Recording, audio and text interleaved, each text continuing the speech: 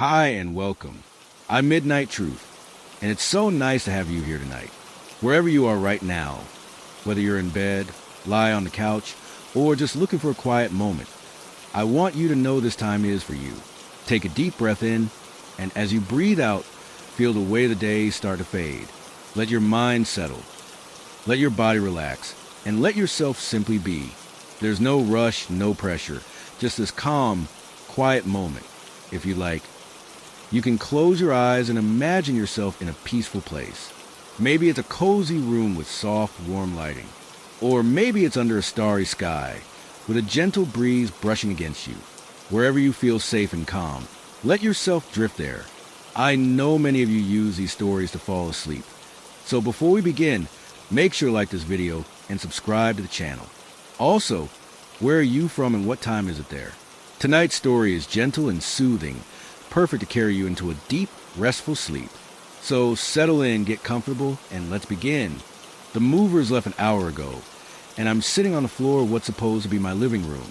Boxes are stacked everywhere, some labeled neatly in Sharpie, kitchen, books, clothes, and others hastily scribbled with just a question mark. The house smells like dust and old wood, like it hasn't been opened up in years, which, honestly, it probably hasn't. This place has sat empty for months, maybe longer. It was cheap, though, and after the divorce, cheap sounded like a lifeline. I got the keys from the realtor yesterday. She was all smiles and glossed lips, talking about character and charm, while I nodded along, pretending I care about crown molding or whatever. What I really cared about was that it was mine. No shared walls, no reminders of someone else's life cluttering every corner. Just me and this creaky old house. It's not ugly exactly. It's got these big windows that let in too much light during the day, but at least they make the rooms feel bigger than they are. The floors are warped in places, groaning underfoot like they're alive. The wallpaper in the hallway is peeling at the edges, curling away from the walls like dead skin. Upstairs, there's a narrow staircase that leads to 3 bedrooms, one of which I've already claimed as mine. Downstairs, there's a kitchen with a stove that looks like it might predate color TV, a tiny bathroom, and a basement door that sticks when you try to open it. I haven't unpacked much yet. There's a mattress on the floor of my room and a lamp plugged into the wall. That's it. The rest can wait until tomorrow or next week, or whenever I stop feeling like I'm trespassing in someone else's life. For now, I'm just trying to get used to the silence, or what should be silence, except it isn't. The house makes noise, constantly, every time I move. The floorboards groan beneath me, loud enough to startle me even though I know it's just the house settling. Somewhere above me, something ticks softly like a clock without hands. And then there's a smell, faint, almost unnoticeable unless you're standing still. It's musty, sure, but there's something else underneath it. Something metallic and wrong, like blood maybe or rust. I don't know. I try not to think about it. By the time night falls, I'm exhausted. I drag myself upstairs, brush my teeth using water from the tap, which sputters brown for a few seconds before running clear, and collapse onto the mattress. The house feels different in the dark. Smaller. Somehow, like the walls have crept closer while I wasn't looking. I lie there staring at the ceiling, listening to the sounds of the house breathing around me. A faint creak here, a soft thud there. Nothing alarming, really, just persistent. I tell myself it's normal. Houses like this always make noise. They're old, they're tired, they're full of secrets they'll never share. I roll over, pull the blanket up to my chin, and close my eyes. Sleep comes quickly, dragging me down into dreams I won't remember in the morning.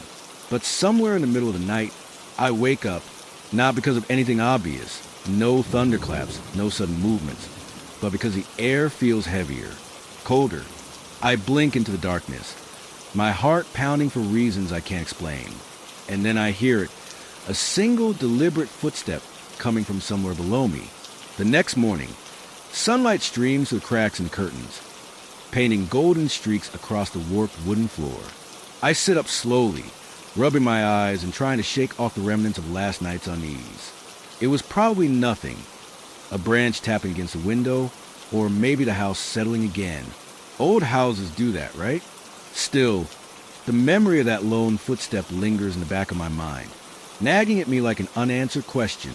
After a quick shower, the water pressure is laughably weak, and the pipes groan like they're about to burst. I decide to take a walk. Maybe getting some fresh air will help clear my head. Plus, I need coffee desperately. I grab my phone, shove it into my pocket, and step outside. The neighborhood is quiet, almost eerily so. The houses are spaced far apart, their yards overgrown with weeds and dotted with rusted lawn furniture. A few cars are parked along the curb, but none of them look new. As I walk down the cracked sidewalk, I notice how silent everything is.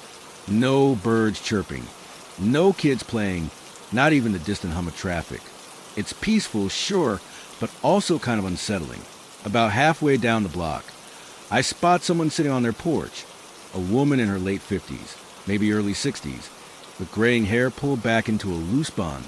She's knitting something small and colorful, her needles clicking rhythmically as she works. When she sees me approaching, she pauses and gives me a long, appraising look. "You must be the new tenant," she says finally, her voice low and gravelly. "Over the old Hargrove place?" "Yeah, that's me." I force a smile, though her tone sets me on edge. "Just moved in yesterday." She nods slowly, her gaze flickering past me toward the house. "Haven't seen anyone live there in years." "Not since," she trails off, shaking her head as if deciding against finishing the thought. "Not since what?" I ask, curiosity outweighing my discomfort. She hesitates, then leans forward slightly, lowering her voice. "Not since the last family left. In a hurry, too. Packed up overnight. Didn't even bother selling most of their things. Left everything behind. Furniture, clothes, dishes. Like they were running from something." My stomach twists, but I try to play it cool. "That's weird. Do you know why they left?" She shrugs, picking up her knitting again. "Rumors, mostly. Folks around here say strange things happen in that house. Lights turning on by themselves, doors slamming shut, footsteps where no one should be walking. One of the neighbors claimed she saw shadows moving inside when the house was supposed to be empty. And then there was a man who lived there before them. He ran out screaming one night, babbling about curses and demons. Never came back." Her words hit me like a punch to the gut, but I managed to laugh nervously. Sounds like the plot of a bad horror movie. "Maybe," she says, her expression unreadable. "Or maybe not. That house has a history, dear. You do well to remember that." We sit in awkward silence for a moment before I mumble something about needing coffee and excuse myself. Her warnings echo in my head as I continue down the street, each step feeling heavier than the last. By the time I reach the little cafe at the end of the block, I'm practically jogging, desperate to put some distance between me and her ominous predictions. Inside, the cafe is warm and inviting, a stark contrast to the chill that's settled over me. I order a latte and find a seat by the window, watching the world go by as I sip my drink. The barista, a young guy with a scruffy beard and a nose ring, glances at me curiously, but doesn't say anything. I wonder if he knows about the house. If everyone in town does. On the way home, I stop at the grocery store to stock up on essentials. Bread, milk, eggs, a frozen pizza. Normal stuff. But as I push my cart down the aisles, I can't shake the feeling that people are watching me. Whispers follow me, though I can't make out the words. When I glance over my shoulder, no one meets my eye. Back at the house, I unload my groceries and try to focus on mundane tasks. Unpacking boxes, organizing shelves, wiping down counters. Anything to distract myself from the gnawing sense of dread building in my chest. The house seems quieter now, almost docile, as if it knows I'm avoiding thinking about it. But deep down, I know better. Something is wrong here. Something I can't ignore forever. Night falls too quickly, swallowing the house in shadows that stretch and twist like living things. I flip on every light switch I pass, chasing away the darkness. But the corners of each room remain stubbornly dim. The air feels heavier tonight, pressing against my skin like a damp blanket. I tell myself it's just my imagination, just leftover nerves from a neighbor's story. But the unease refuses to fade. I settle onto the couch with a book, try to lose myself in its pages. At first, it works. The rhythmic turn of pages and the soft hum of the overhead bulb create a comforting illusion of normalcy. But then the noises start. At first, it's subtle. A faint creak from upstairs, barely audible over the sound of my own breathing. I pause, holding my breath, waiting for it to happen again. When it doesn't, I convince myself it's nothing. The house settling, wind rattling the windows. Anything but what it really is. But then comes a second sound, a sharp, distinct knock from somewhere deep within the house. My pulse quickens, and I snap the book shut, clutching it like a weapon. Hello. I call out, my voice trembling despite my best efforts to sound calm. No response, just the oppressive silence pressing in around me. I stand and walk toward the stairs, each step amplified by the groaning floorboards. The knocking doesn't come again, but now I hear something else. Whispers. Faint, indistinct murmurs drifting down from the upper floor. They're too quiet to understand, too fragmented to form words, but they're there, undeniable and relentless. My throat tightens as I climb the stairs, gripping the banister, so hard my knuckles turn white. The whispers grow louder as I reach the landing, spilling out from the direction of my bedroom. My heart pounds in my ears, drowning out rational thought. I should leave. I should grab my keys and run. But instead, I keep moving, drawn forward by some morbid mix of fear and curiosity. When I push open the door to my room, the whispers stop abruptly. The sudden silence is deafening, leaving me disoriented and breathless. The room looks exactly as I left it. Blanket rumpled on the mattress, lamp casting a pool of yellow light onto the floor. Nothing seems out of place, yet the hairs on the back of my neck prickle, warning me I'm not alone. I scan the room, half expecting to see someone or something lurking in the shadows. But there's nothing, just me and the heavy weight of unseen eyes watching from the dark. The next morning, I'm jumpy and exhausted, the events of the previous night replaying in my mind like a broken record. I decide to visit the neighbor again, hoping she might offer more insight, or maybe just confirmation that I'm losing my mind. Her porch is empty when I arrive, but the front door swings open before I even have a chance to knock. "I figured you'd be back," she says, stepping aside to let me in. Her house is cluttered but cozy, filled with the scent of lavender and old paperbacks. She gestures for me to sit, then pours 2 cups of tea without asking if I want any. I accept it anyway, grateful for the warmth seeping into my cold fingers. "So," she begins, settling into a chair across from me, "you've heard them, haven't you? The whispers." I nod hesitantly, unsure how much to reveal. "Last night, it woke me up." She sighs, her expression grim. "That's just the beginning. The Hargrove house. It's not like other places. People who live there, they don't stay long. Some leave quietly, others screaming, all of them scared." "Why?" I ask, my voice barely above a whisper. "What happened there?" She leans forward, her eyes locking onto mine. Ezekiel Hargrove built that house in the 1800s. He was a peculiar man, obsessed with the occult. Rumor has it he performed rituals in the basement, trying to summon something beyond our world. Most folks thought he was crazy, but some believed he succeeded. They say he opened a door, not one you can see, but one that lets things through. I swallow hard, the tea suddenly tasting bitter. Things, spirits, shadows, whatever you want to call them. After Ezekiel died, the house changed hands several times, but no one could stay. Strange accidents, unexplained deaths, disappearances. Eventually, people stopped by it altogether. Until now. Her words hang in the air, heavy and suffocating. I grip the teacup tighter, searching for reassurance that she's exaggerating, that this is all just local folklore meant to scare newcomers. But the look in her eyes tells me she believes every word. What should I do? I ask, finally, my voice trembling. She shakes her head. "Leave. Pack your bags and go. If you stay, you'll regret it." Back at the house, I can't shake the neighbor's warning. It clings to me like a shadow, growing darker with each passing hour. I try to distract myself by unpacking more boxes, but the task feels futile, like rearranging furniture on a sinking ship. The house looms around me, its walls seeming to close in as the afternoon light fades. In the attic, I find a dusty trunk tucked beneath a pile of forgotten blankets. Its metal clasps are rusted, but they give way easily when I pry them open. Inside, I discover a collection of old photographs, letters, and a leather-bound journal.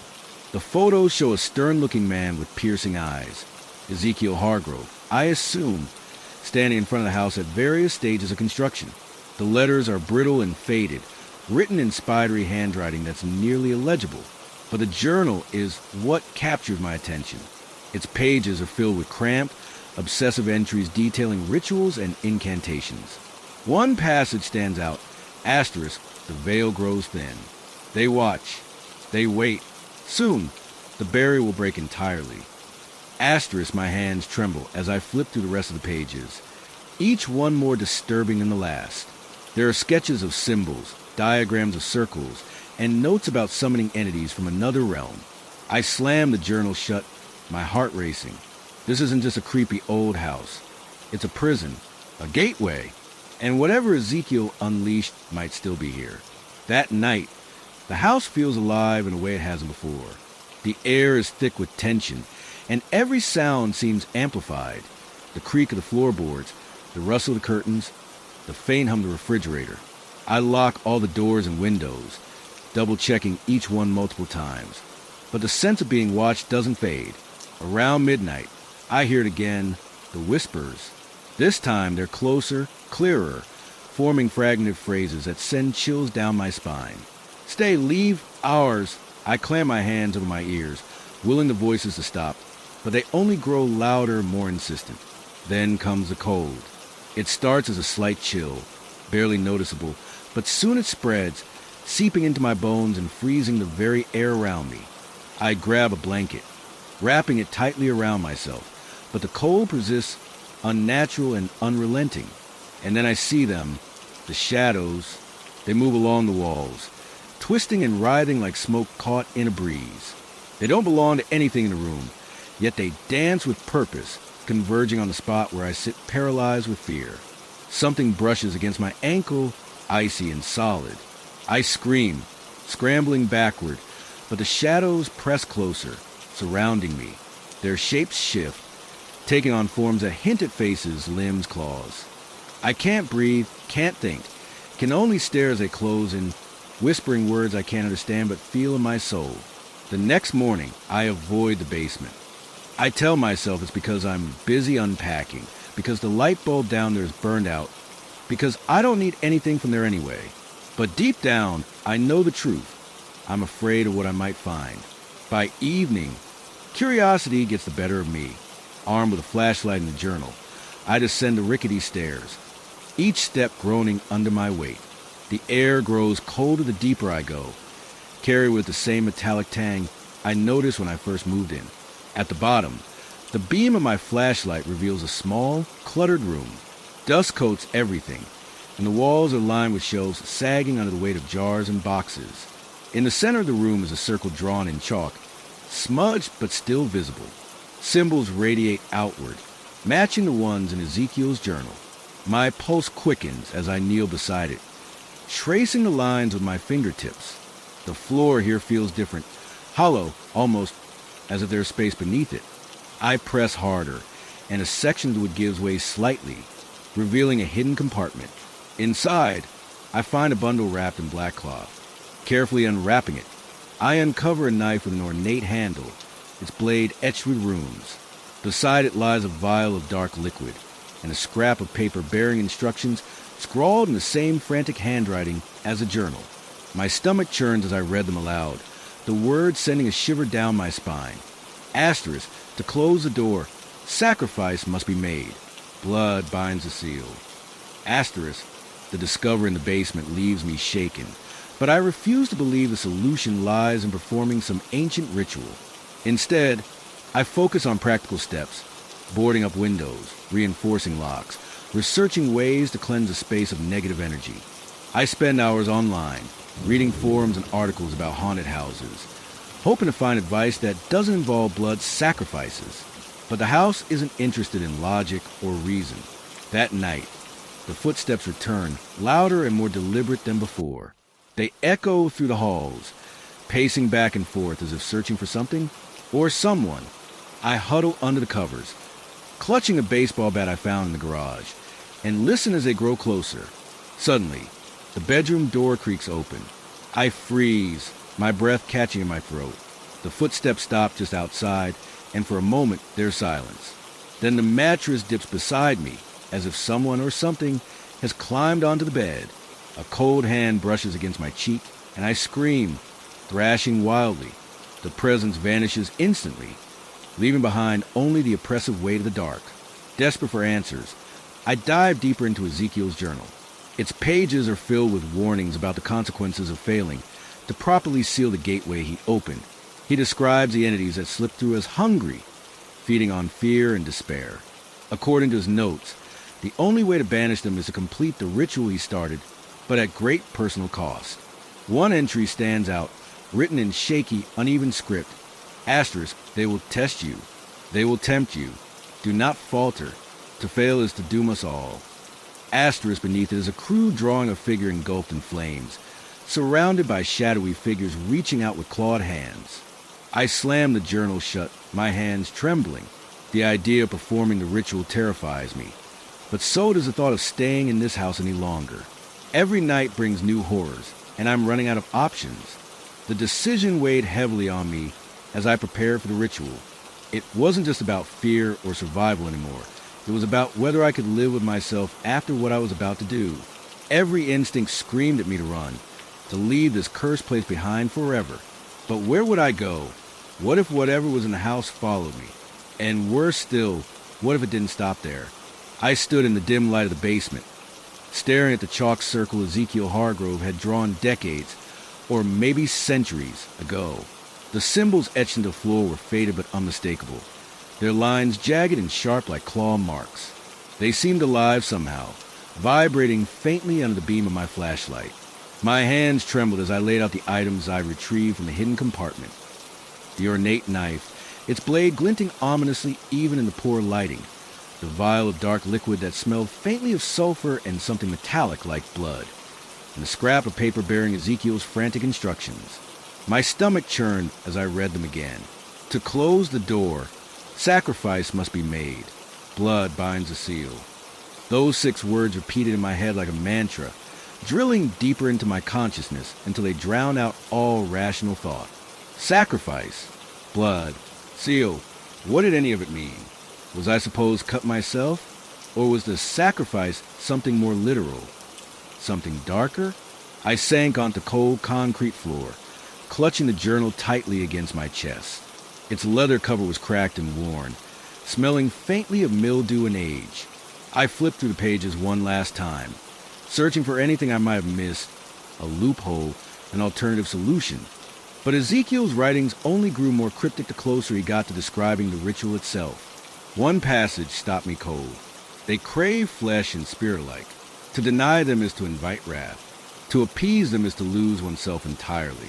Yet to seal them away requires both courage and cruelty. Choose wisely,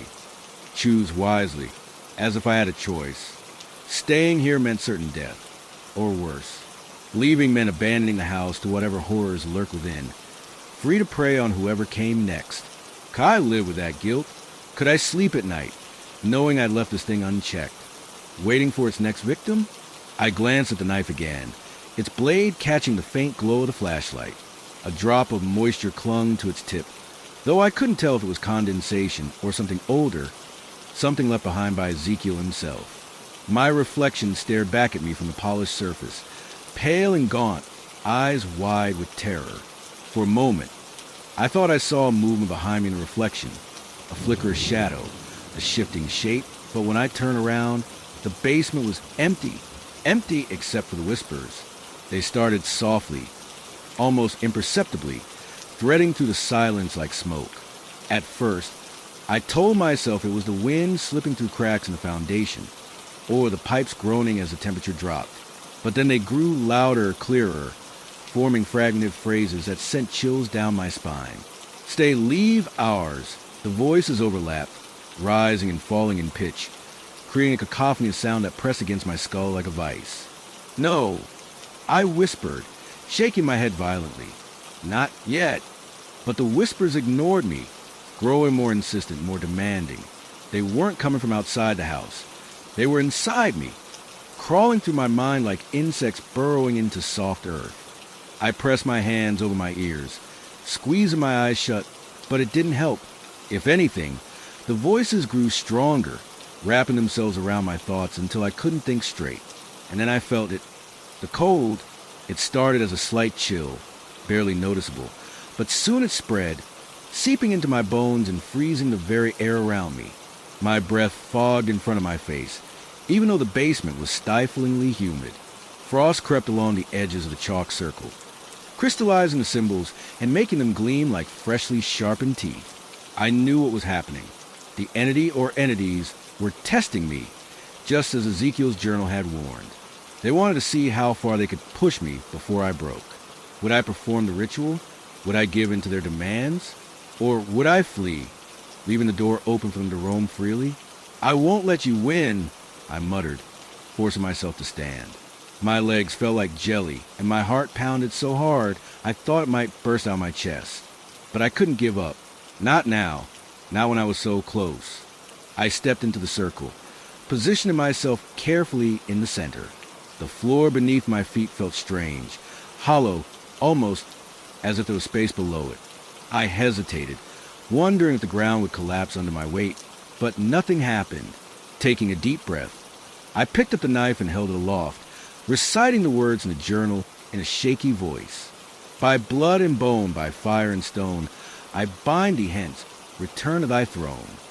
At first, nothing changed. The whispers continued, relentless and mocking. Then, slowly, the symbols on the floor began to glow, an eerie red light that pulsed in time with my heartbeat. The air crackled with energy, and the shadows along the walls twisted and writhed, taking on shapes that hinted at faces, limbs, claws. I stumbled backward, nearly dropping the knife, but forced myself to stay within the circle. The temperature plummeted further, and frost spread across the entire floor, encasing the chalk lines in ice. My breath came in ragged gasps as the pressure in the room increased, pressing against my skin like a physical force. Something moved in the darkness beyond the circle, a massive shape, indistinct but undeniably malevolent. It loomed over me, blotting out the light, its presence suffocating. I raised the knife higher, gripping it with both hands. Sweat dripped down my forehead despite the cold, stinging my eyes. This was it, the moment of truth. If I didn't act now, I would die, or worse. With a cry of desperation, I slashed the blade across my palm. Pain shot through my arm, sharp and searing, and blood welled up instantly, dripping onto the glowing symbols. The reaction was immediate. The circle flared brighter, the red light intensifying until it blinded me. The shadows screamed, recoiling as it burned, and the massive shape beyond the circle roared in fury. For a brief, glorious moment, I thought it was working. The ritual was succeeding. The gateway was closing. Then the ground beneath me cracked. A fissure split the concrete floor, running directly through the center of the circle. I fell forward, landing hard on my knees as the chalk line shattered. The glow faded instantly, plunging the basement into darkness. The whispers erupted into deafening shrieks, and the cold became unbearable, biting at my skin like winter winds. Something massive emerged from the void below. Panic overtook me as the creature rose from the fissure, its form shifting and indistinct, yet undeniably malevolent.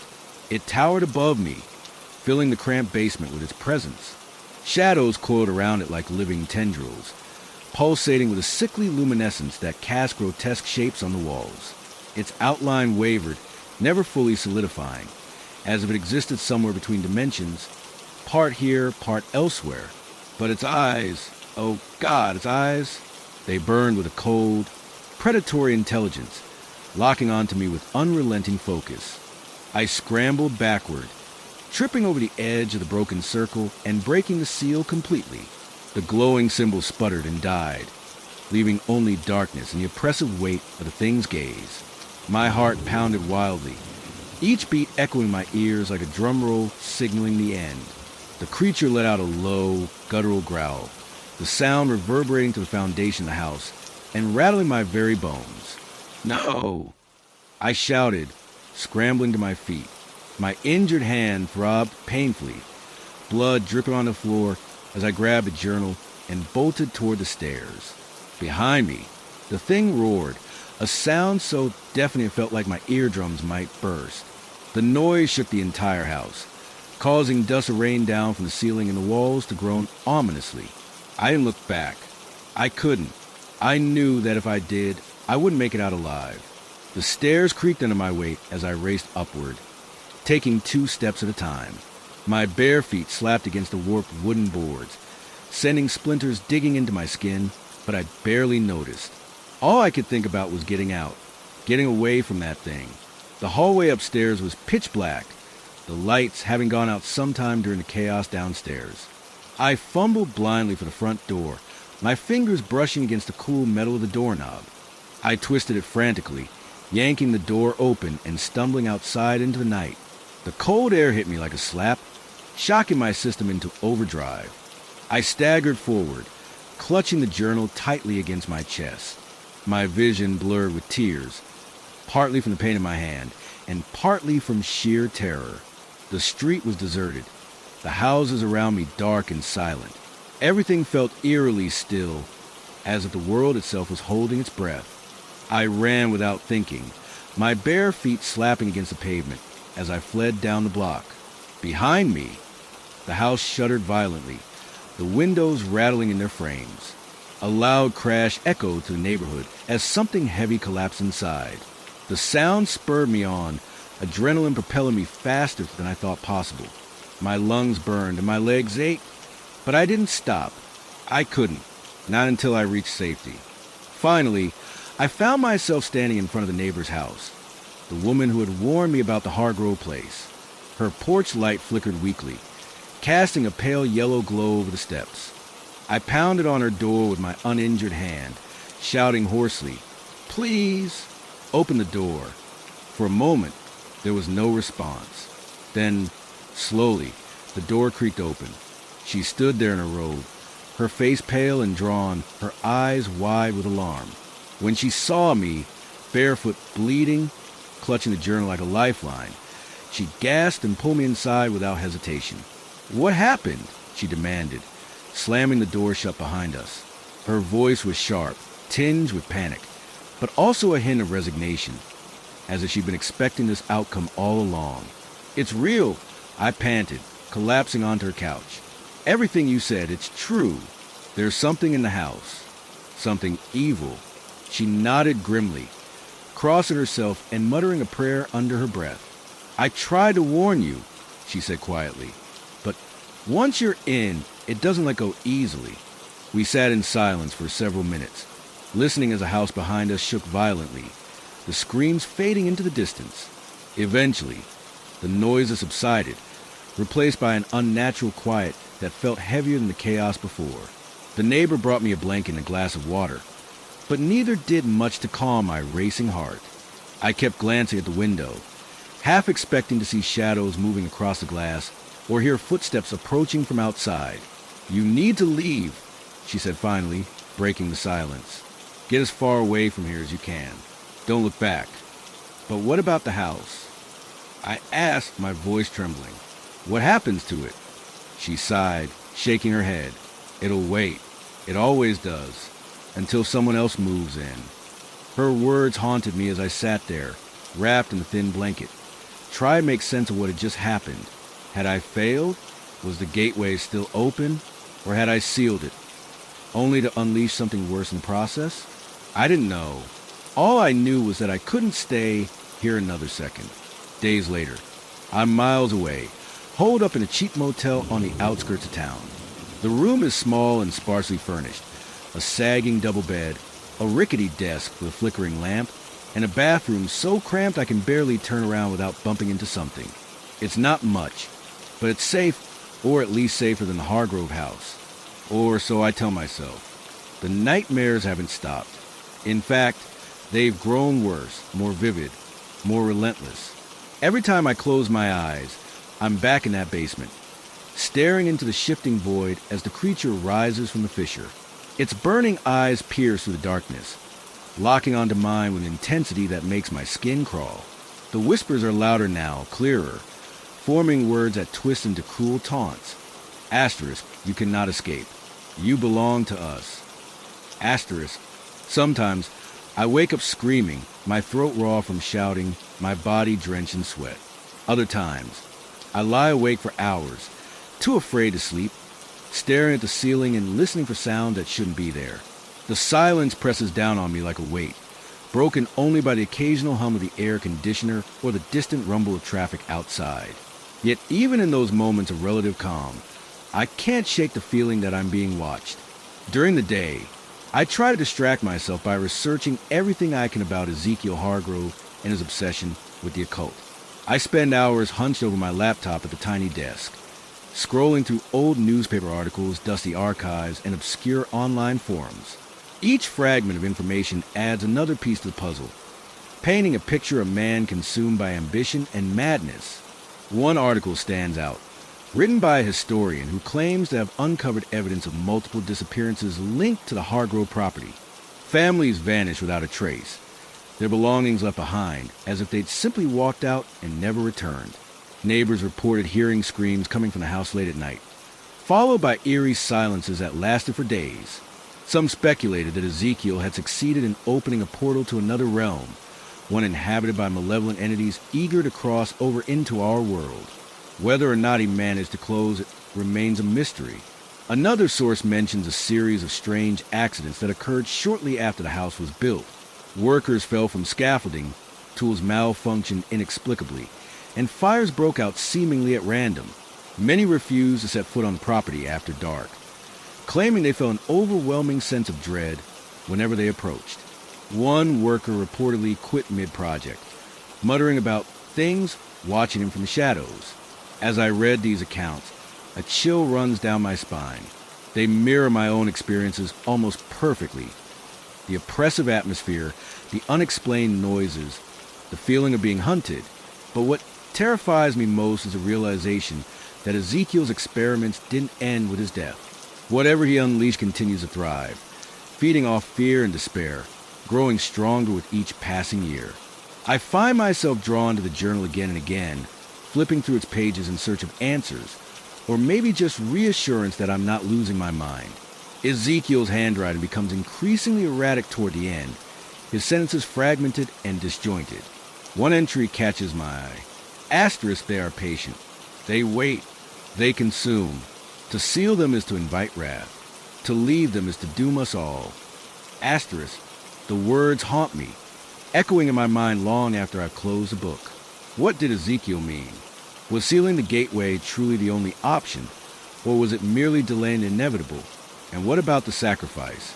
Did he perform the ritual himself, or did someone else take his place? The questions pile up faster than I can answer them, leaving me more confused and more terrified than ever. Despite my best efforts to stay focused, my thoughts keep drifting back to the house. I imagine it sitting there, empty and silent, waiting for its next victim. Will it lure someone else inside, someone unaware of the horrors lurking within its walls? Or will it come for me instead, dragging me back to finish what we started? By the third night in the motel, I begin to notice changes in my surroundings, subtle at first, but impossible to ignore. The air feels heavier, thicker, making it hard to breathe. Shadows stretch unnaturally across the walls, twisting and writhing like living things. Even the furniture seems different, shifted slightly out of place when I return from grabbing coffee or walking around the block. At first, I chalk it up to paranoia. After everything I've been through, it's natural to feel jumpy, right? But then the smells start. Faint at first, a whiff of rust, a hint of decay, but growing stronger with each passing hour. By the time I climb into bed, the stench is overwhelming, clinging to the sheets and filling my nostrils with every breath. I roll over, pulling the blanket tighter around me, and try to focus on the sound of cars passing outside. Anything to drown out the memories of the basement, the circle, the thing rising from the void. But no matter how hard I concentrate, I can't escape the sensation of being watched. My heart pounds wildly, each beat echoing in my ears like a drum roll signaling the end. And then I hear it, the footsteps. They start softly, barely audible over the hum of the air conditioner, but soon they grow louder, more deliberate. Someone or something is pacing outside my door, their movements slow and methodical, as if they're savoring the anticipation. My throat tightens, and I grip the edge of the blanket, so tightly my knuckles turn white. Hello, I call out, my voice trembling despite my best efforts to sound calm. No response, just a steady rhythm of footsteps, moving closer and closer. I sit up slowly, reaching for the flashlight on the bedside table. My hands shake as I switch it on, the beam cutting through the darkness like a knife. The room looks normal enough. The dresser, the chair, the closet, all exactly where they should be. But the doorknob turns slowly, inch by inch, until it clicks open. A rush of cold air sweeps into the room, carrying with it the metallic tang of blood and decay. I scramble backward, pressing myself against the headboard as the door swings wide. The hallway beyond is pitch black, swallowing the light from my flashlight hole. For a moment, nothing happens. Then, slowly, a figure emerges from the darkness. Its form is indistinct, shifting and wavering like smoke caught in a breeze. Shadows coil around it, pulsating with a sickly luminescence that casts grotesque shapes on the walls.